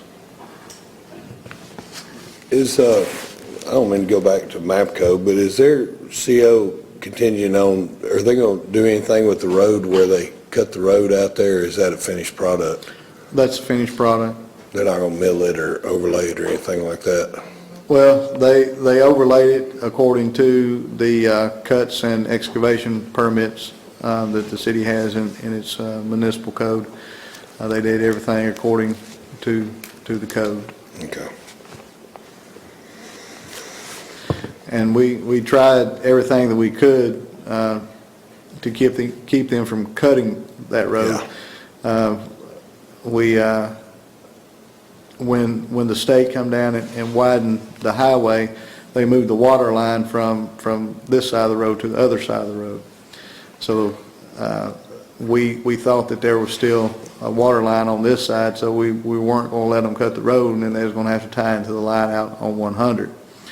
But when the got in contact with Water Authority let us know that during the construction of the highway, they moved the main water line to the other side of the road, and the only way that they could have tapped the line was to bore under Highway 100.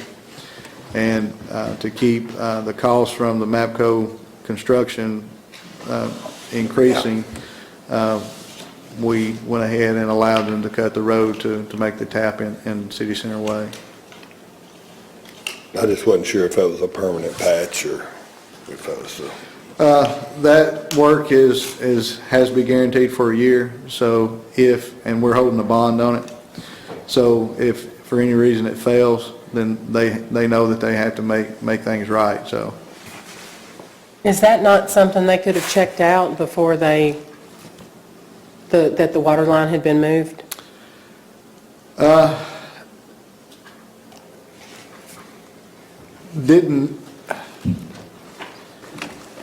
think their original approval was approved prior to the construction on the highway, and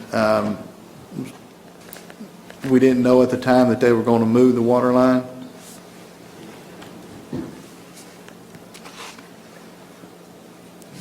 We spent a lot of money on that road, and I just hate that I'd rather them had to bore under 100. But that's me. Well, that would have been my preference too, but when you tell a contractor that their construction cost is going to go up $15,000, it's kind of hard to tell them that they're going to have to do that. Also, that bore under Highway 100 would require the state of Tennessee's approval, and with water being on the other side, I doubt seriously if TDOT would have approved that bore under. They might have, but I've seen them not do it before.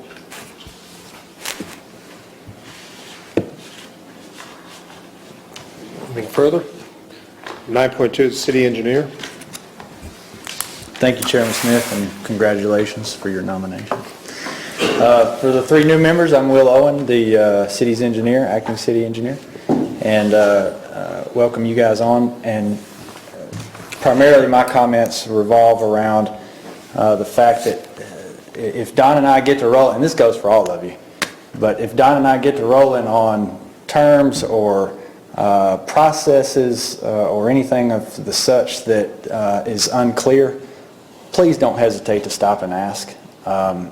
Sometimes it's easy, said as we're involved in it on a daily basis, it's easy for us to just move right through something and fail to recognize that some of you maybe not have as much experience or even understanding of kind of what's being discussed. So again, don't hesitate to ask. Terms 612 and 630 were thrown around earlier tonight, and the whole prior PUD approval and those types of things. One thing I do want to clarify, well, a couple things. Don spoke about Walmart, and they bid the project out to their contractors, and the contractor came into the city and asked some questions. I want it to be very clear that the city is not a party whatsoever to Walmart's bidding process to their contractors. That's completely independent of any city approvals or city involvement whatsoever. It just so happened that a contractor that was going to bid on the project to Walmart came into Don's office to ask some questions about Walmart's plans to Don, and Don correctly said, well, I'll let you look at them, but ultimately you need to talk to Walmart about what's on their plans, not necessarily the city. So just a point of clarification there. As far as approvals and expiration of prior approvals, one thing that was unique about tonight, the Highbury Point, is the prior approval that went through was a PUD. Again, for clarification purposes, a PUD is a planned unit development, and a PUD is another term for the zoning of that property. So it is a true zoning of that property, not necessarily the division of the property, although the division is included in that zoning. But when a PUD goes through, it is a true zoning that goes with that property. So earlier the question was asked was, does the city have any leverage or recourse to require certain materials or certain house sizes or layouts of houses, or are garages included, or is there sidewalk involved?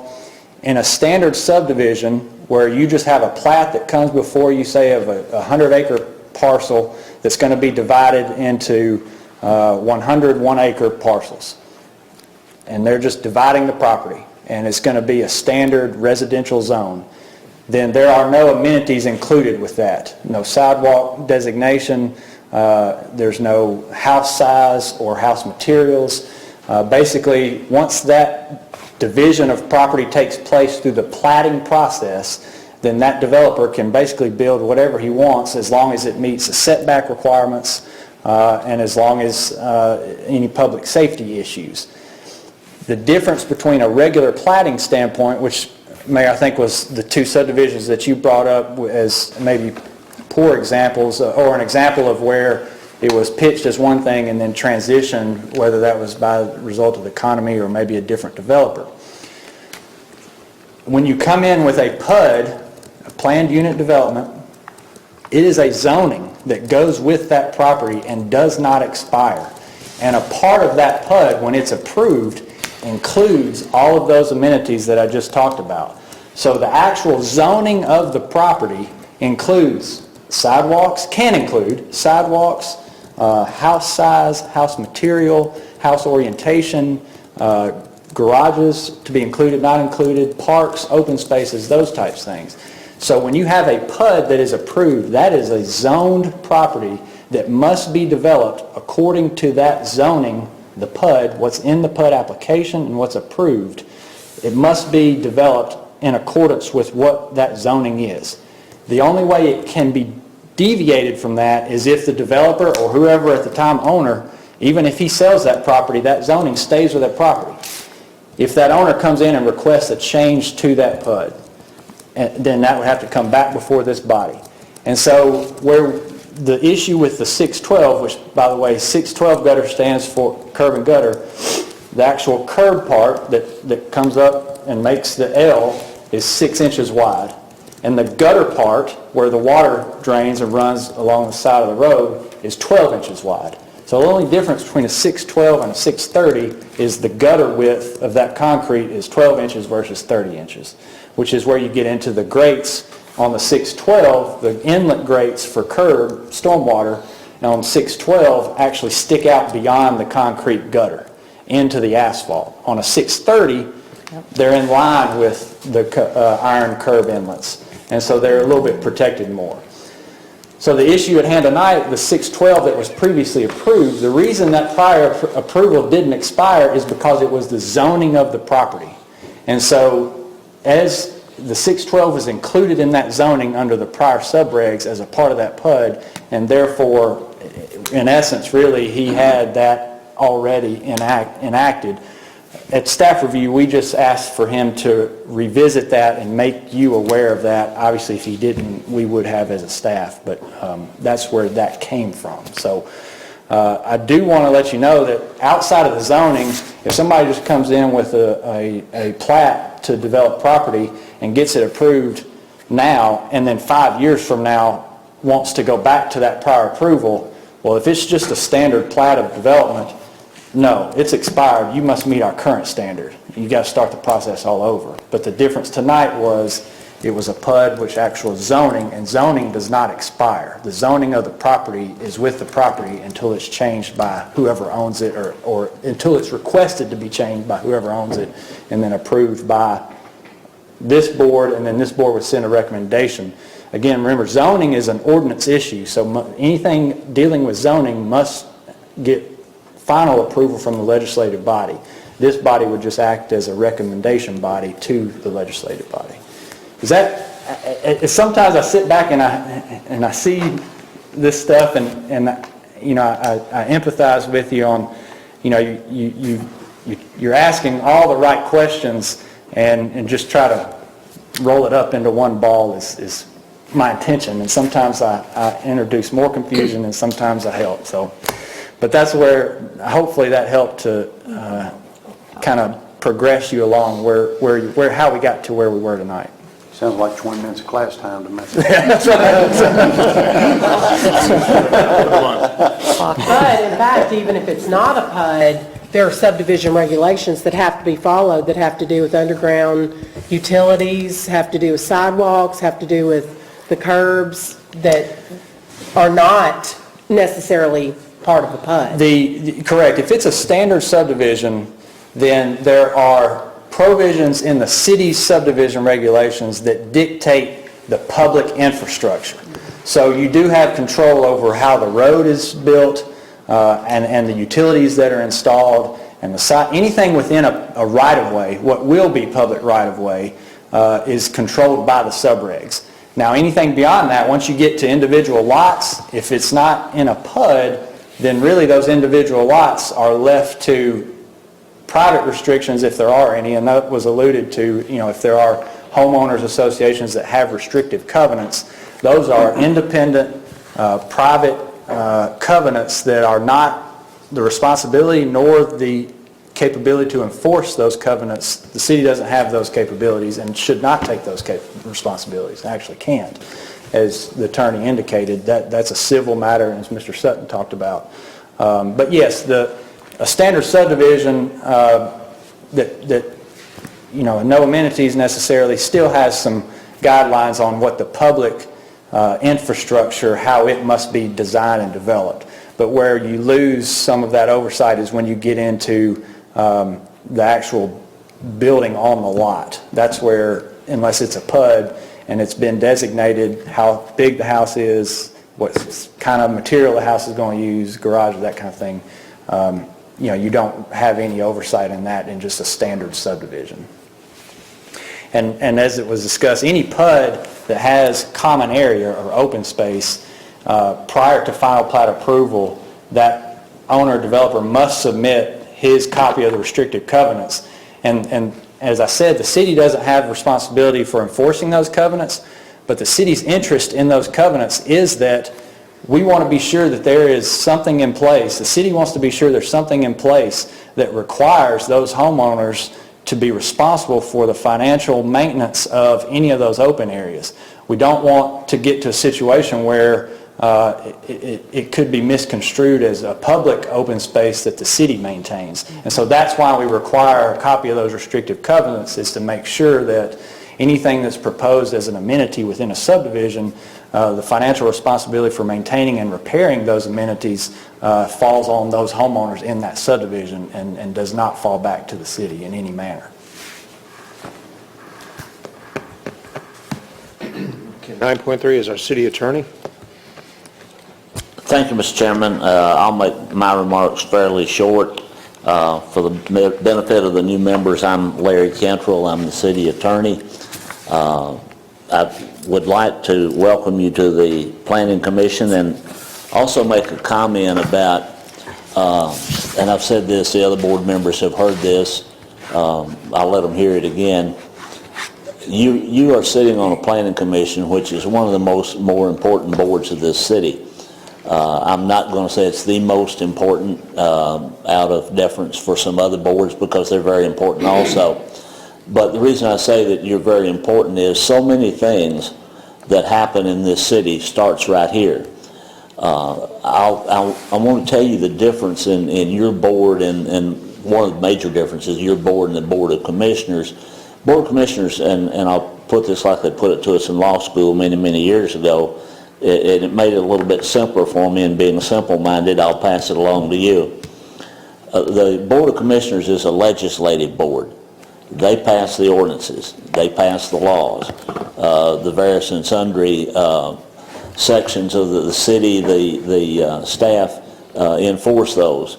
If it gets to a place that they can't, the people that's involved won't do what they're supposed to do, then they bring them to city court. If that fails, after we make that effort, we take them to Chancery Court, because they have a little bit larger stick and can persuade you more than the city judge can. But this board, the Board of Commissioners, is a legislative board. They make the laws. This board is an advisory board in most cases. But the reason I say it's so important is there's some statutes that deals with various things that you see. One is no road can be recorded in this city unless it comes to the plans come to this Planning Commission first. You don't ultimately pass it, but you see it. Such things as plans of services comes to this board. Statute says that before any area can be annexed, you have to have a plan of services. That plan of services has to be seen by the Planning Commission for a recommendation. Now, they don't have to recommend it. They can. And most of the time they do, but they can send it to the Board of Commissioners without a recommendation. But the statute says you must see it and you must act on it before it goes to the Board of Commissioners for final approval. There are some things, a couple things I can think of, that you are the final have the final say on. You are the legislative board for the land use map. Land use map comes in, you vote on it, that becomes the land use map of this city without any further action. Subdivision regulations, you vote on those, they become the subdivision regulations of this city. But most of the stuff that you will see, you have the first information on it. You're the people that's going to see the initial plans. Staff meets with the people when they come in and they bring stuff to you, but you're the first board that's going to act on a lot of the plans. And it's very important. I do want to say to the new members, don't be afraid to ask questions of me, of Will, of Don, of anybody on the staff. I will tell you one thing that's absolutely, I found to be absolutely true. There is no such thing, and no disrespect to anybody, as a dumb or stupid question. If you don't know, somebody else probably don't know. There's only dumb questions that don't get asked, because they can lead to misunderstandings of other things. And I can assure you that if questions asked of me, and I don't think anybody else will either, I don't usually get into positions of speaking for the board. You'll hear me say many times, without authorization, I will not attempt to speak for the board or any member of the board. But I don't think anyone will embarrass you if you ask a question. I certainly will not. I may not be able to tell you what you want to hear. I do want to touch on one thing about the new ethics law. The ethics law initially, when it was enacted, only applied to elected officials. And as you know, planning commissioners are not elected officials. But the legislature thinks that your decisions are important enough that they don't want you to be unduly influenced, and if you are, they want to know about it. And that's the reason they send those out. Now, I would encourage you to be sure and get these done timely, because the penalties for not complying with those things is pretty substantial. I have not known of the board coming down on somebody because they didn't get it filed on time. They will remind you. I've been reminded several times to file an ethics form, and I'm not required to file one. So I had to send it back to them and say I'm not required to file this, and I think it finally got through to them. But don't mind filing it, I'm just not required to file the one, and if I am, I will. But I think, unless they've changed this, that the maximum fine for not filing this is like $10,000. So it can be pretty heavy. The last thing that I want to say tonight is on a personal note, and I would be remiss if I didn't do this, and I'm not going to be remiss.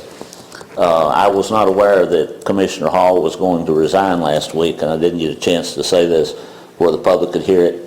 I agree absolutely with retired Planning Commissioner Johnson, who said the city of Fairview owes a great deal to Wayne Hall. Commissioner Hall has been either on the commission or on the Planning Commission for the entire time that I've been here. And I found the man to be always conscientious of his job, and he always did a good job. I do want to clarify the thing that my comment to our new chairman, Mike, tonight was not in any way any swipe at or shot at Commissioner Hall saying you got elected and now are you going to resign, because Commissioner Hall served this city well. He deserved to go out on his own terms. I did not ask him why he resigned. I didn't think that was any of my business. He deserved to go out the way he wanted to go out. But having said that, I do want to say a couple of things, and Commissioner Hall is still here, so if I start saying something that he feels is not appropriate, just yell at me. I will not divulge anything that was privileged, but on many instances, really in the Planning Commission and several things, Commissioner Hall would call me, and he never asked me, and I would not have replied if he did, but he never asked me how you think I should vote. He just asked me the legalities of the issue, and we would discuss those. And when he finished, he always said, I never one time had him say to me that what's the best for Commissioner Hall. He would always end it up with saying, this may not be very popular, but I've got to do what's for the best of the city, for the city of Fairview. Or he would say, you know, I think the city of Fairview will fare well from this. I think they'll accept that. But that was the only words I ever heard from him. and have a great deal of respect for him for that. That's all I have. City manager? Nothing? All right. Communication with the planning commission members. If you please bear with me, the three new members, if you would please introduce yourselves first, just for me, because I was gone last month, and we'll try to get the names right for the next meeting. Sure. So I know your first name is Micah. My legal name is Todd Bean, but I prefer to go by Micah, if that's okay with everyone here. So Micah Bean. Mike Mitchell. And please feel free, any comments, wanna say questions, something? this is your time. Yeah. You know, that is entirely up to you all. Just real quick, we were given quite a bit of information pretty quickly. Yeah, I'm almost through the zoning thing, really. This piece in particular intrigued me about the town center. I don't know at what point in time we ask questions about this, but this is a piece that I'd like to discuss and get some more information about moving forward. So I don't, again, whenever that would be appropriate, this is, I would have like to discuss this further. I think Don is a wealth of knowledge on things that are in place that we are moving toward, and I think it would do well to sit down with him for a little bit of time as you all schedule meets and do that. Great. I'm just glad to be here, and I hope I can add something to the board. I hope I can serve Fairview like it needs to be served. Ms. Anderson? I'd like to say welcome to our three new members, and I'd like to say thank you for entrusting the secretarial duties to me once more for the next year. And I didn't get to say anything either about Commissioner Hall.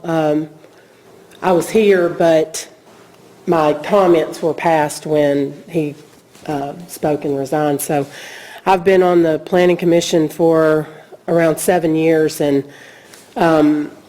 Commissioner Hall's always been, being on several boards out here, a member of this community, and Planning Commission, different hats for over 20 years. And he has been mentor to me, mentor to other people, and always put our city first, and I just really appreciate the example he's given to all of us. And keep your money in Fairview so, our town grows and is beautiful, and, just think before you shop and stay, keep your money here. Mayor Todd? I'd like to welcome the new members, and I'd also like to thank the other commission members for their due diligence, and thank you for having attention to Fairview. I would also like to invite the public or anyone who doesn't know that our Congressman, Ms. Marsha Blackburn, will be in Fairview tomorrow at 7:30 at Hickory Home, and everyone is invited. It's an open breakfast. They will take kind of money at the door, but it is co-sponsored by the Fairview Chamber of Commerce, and our congressman will be in the area asking questions and maybe sharing some of her insights of how she sees Tennessee moving forward. So if you can make it, please be there. And congratulations, Mike and Mr. Benson. Thank you. Commissioner Sutton? I made my statements last time about Commissioner Hall and what he has given to this community, and you as new members will realize that shortly. We just got through planning, I think, 3 more meetings that weren't planned for tonight, and he's been doing this a long time. Congratulations to the new executive board. Mike will tell you that the commissioner, the chairman, has to attend many, many meetings that we do not. He's required the tree board, and I think several more you have to attend. You knew that, didn't you? No, I didn't, but I'm glad that you brought that up now. You do. He'll be out of town. But it is all about growth, and it's all about the right kind of growth. And I'll thank Wayne again. We ran against each other, and I couldn't have asked for anybody better to be running against. He was courteous and kind and helped me in every way. And he even passed out some of my cards for me. And that's been inside with he and I for a long time. Welcome to the new members. Like you said, don't worry about ask your questions, speak out. You know, when it comes time to vote and be heard, and don't be bashful. But this is a great city. So thank you. Sally?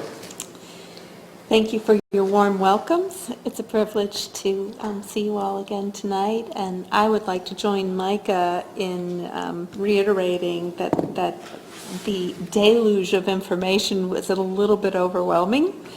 I also would love to join you, and maybe, I don't know if Mr. Mitchell would be interested in as well, at maybe meeting with Don together to listen to each other's questions and maybe a summary of important items that Don would like to bring to our attention.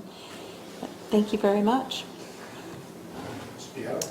I'd also like to welcome all the new members. My name's Matt Beata, and I look forward to meeting you all individually after the meeting. I did not get to say thank you to Mr. Hall. He's been a great mentor of mine, and I always set the right example to how a gentleman should act up here, so I appreciate that. And that's all. Mr. Benson? Well, I too would like to welcome the 3 new members to this board. And I thank you all for the vote of confidence for Vice Chair. And like the rest of us, I look up to Mr. Hall. He keeps me straight. And I look forward to working with all of you this next year. Well, I really would like to thank everyone for placing their trust in me to chair this commission. And really, some of the best things were already said about Mr. Hall, but he helped me from the day that I started this in 2006 to be able to get where I am today, and I do appreciate that. I will try and improve my attendance so we can, I won't be the low one on the attendance report next year like I was this year. I like how Don read them out. Yes, I saw that. There was a roll call of attendance, not since high school have I seen that. Don does have the renderings of the Walmart, and I would tell the public if we could get those up somewhere so the public can see them.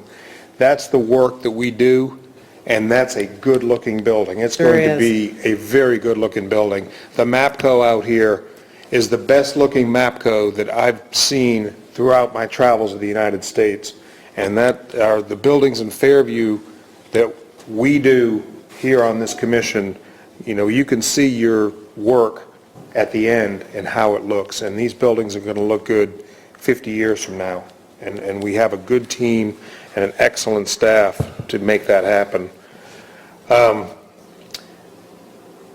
I wanted to bring up one thing, and it never really was explained very well to me in the beginning when it happened and when I came on the board, so I wanted to do this for the new board members, but also for the older ones.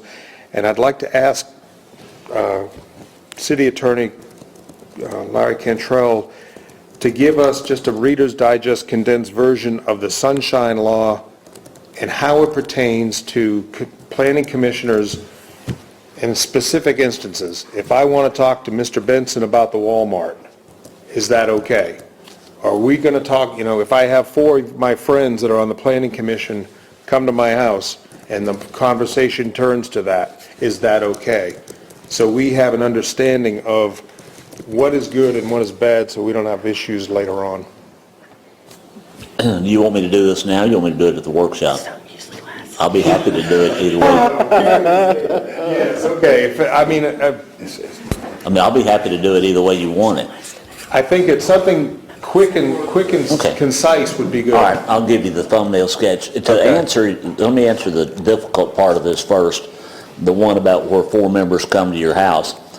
Because what you get into is a very, very, very gray area that hasn't been litigated. Let me digress just a little bit to say, the Sunshine Law was passed by the legislature, and the primary purpose of legislative intent was to ensure that the public's business be done in the public. All of us you see the old movies, especially some of the old ones where the legislative board comes out and you see the smoke coming out of the smoke-filled room. And quite literally, that has happened in this state. Some boards got together and decided what they were going to do 2 days before the meeting or the night before the meeting. That's what it was specifically designed to prohibit.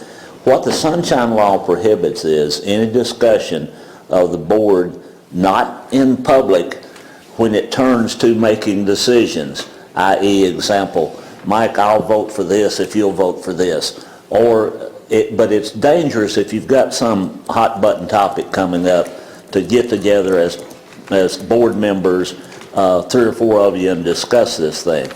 Now, does it prohibit one board member from calling up another one and discussing the issue? No. What it would prohibit was say, okay, we've reached a decision. Do you agree with me? And we'll vote this way. Don't get to that type of a conversation. Discussing the issues is fine. There's nothing that says a whole legislative board or the whole planning commission can't go down here to Pizza Inn and have a meal together. But the more of that type of stuff you do, the closer to a meeting, or if there's a hot button issue up there, the more the appearance is bad.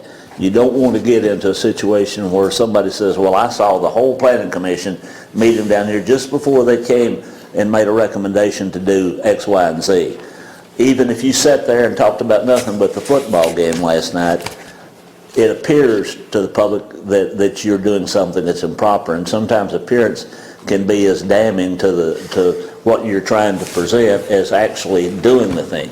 But what the law actually prohibits is that you get together and discuss the issues and start and reach some sort of a conclusion. You're going to make the motion, and I'm going to vote for it, or I'm going to second it.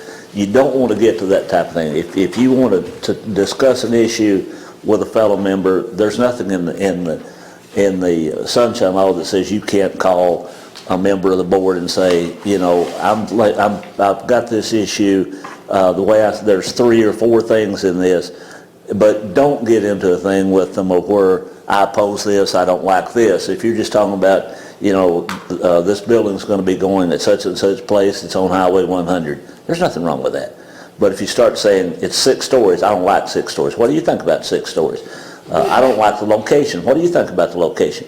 You're starting to get on the verge of, even with that one member, the 2 of you couldn't control this board, but you're violating the intent of the law. You're starting to do the public's business not in the public venue. Most of the time, it's best to just leave it out here and discuss it here. But to answer your question, if you call somebody and said, here are the issues that I see, or are you aware that this is going to such and such place? There's nothing wrong with that. It doesn't violate the intent of the law. But like I said, when you start saying, I don't like this type of building, I don't like the location, what do you think about the location? Then you're starting to get real close on impinging on the law. And in addition to a fine for violation, that action of a board can be thrown out.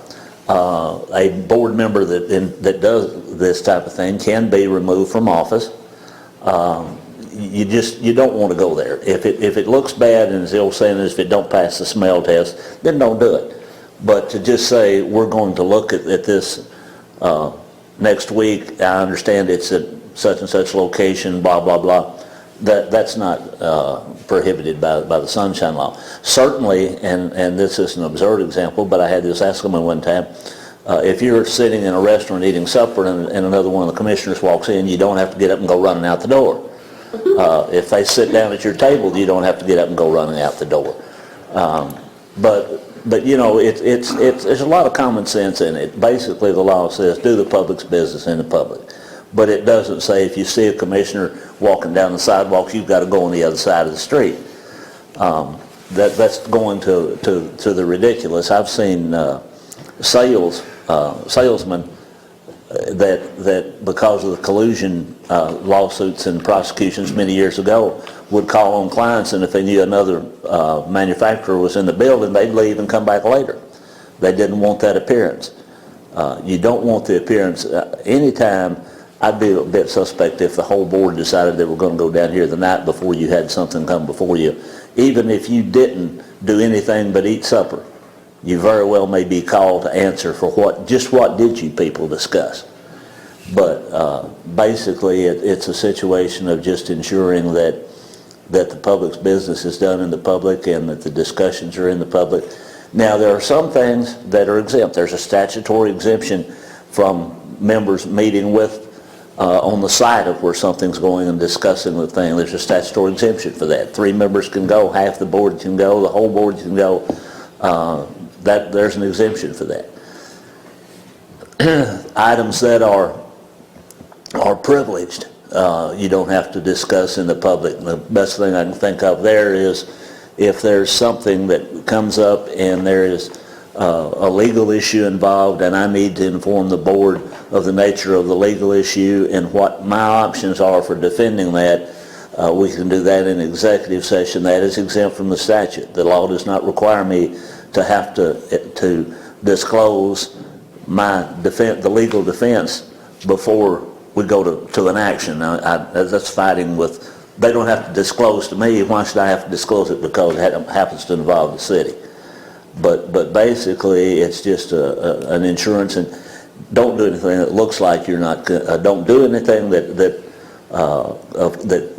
conducts the public business in private, and don't do anything that has the appearance that you're doing that, even if you're not doing it, because it will lead to trouble.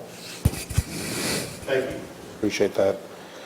And finally, just the workshop on the home-based businesses next month on the 12th of February at 5:30. It's important. Try and make it. The materials that we need to review will be there before a day or a week or so before. Take time to read those.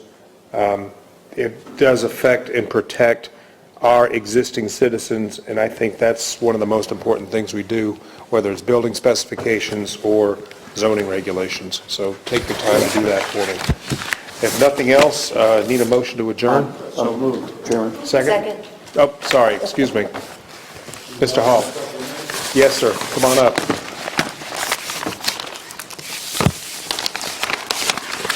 You changed your mind. Saw what kind of a job was done tonight and has chosen to come back.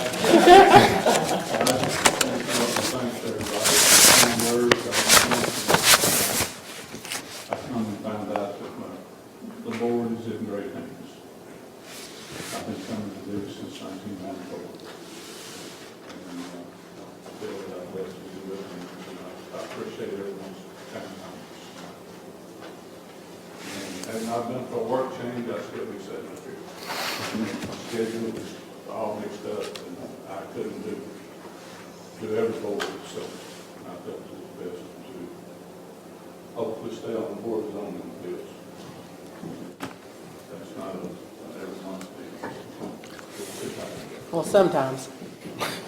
Yeah, recently. Yeah, recently it has. But I'd like to thank y'all, and I appreciate all the county comments. Thank you.